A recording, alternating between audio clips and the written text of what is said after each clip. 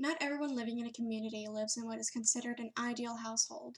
Households across all parts of society can be affected by less than ideal situations.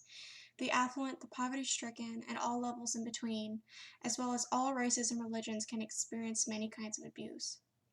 1 in 4 women experience severe intimate partner physical violence, sexual violence, or intimate partner stalking with implications of possible injury.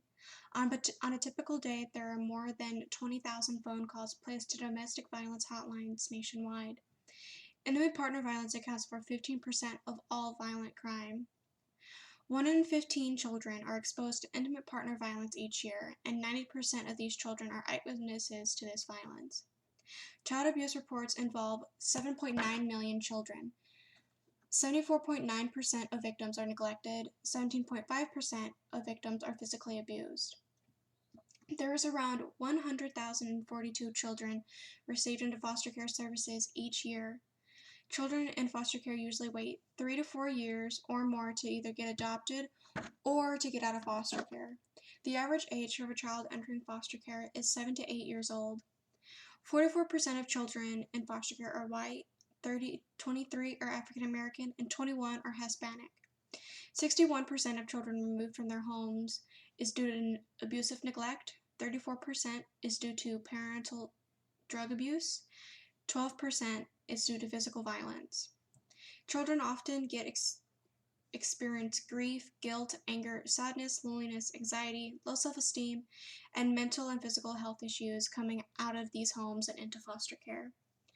Because of my experience in an abusive household, I wanted to help the Wings Association. Although I was too young to work in the safe houses, I was able to work in donation centers. While working in these donation centers, I sorted and looked over clothes for possible resale, separated household goods, and price-tagged items.